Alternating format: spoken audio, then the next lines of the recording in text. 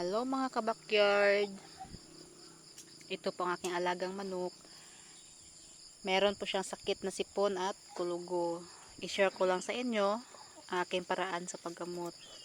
Sa kulugo, kumuha lang po ako ng sili, dinikdik. Tapos, pinunas ko lang po doon sa parte ng katawan niya na merong kulugo. Tapos, kung napansin nyo, sobrang tambay po niya. Binigyan ko po siya ng tubig na may halong dextrose powder.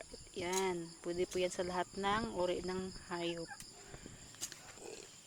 Sa sipon po naman, kumuha lang po ako ng dahon ng oregano. Tested and proven na po ito namin.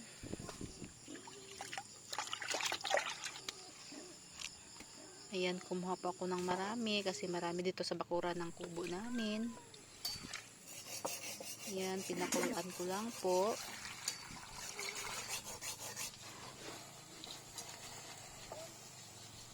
Ayan.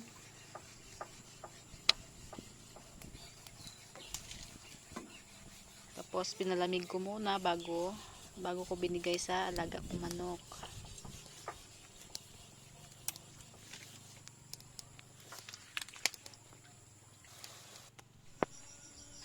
Ayan.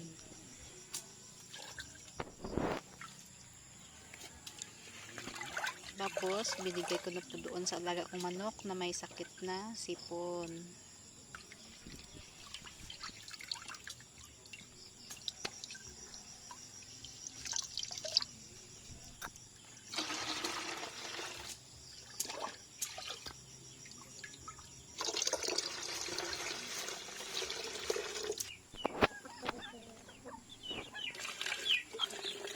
Pwede din po ito pang maintenance. Once a week or twice a week sa mga manok na walang sakit. Pag may sakit, araw-araw natin bigyan.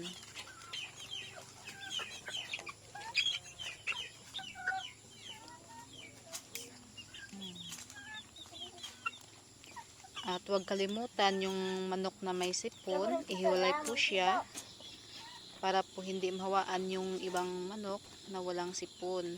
Pwede din po ibigay sa ating mga alagang rabbit. Ayan po, binibigyan ko lang po sila ng dahon ng oregano pag may sipon yung mga alagang rabbit.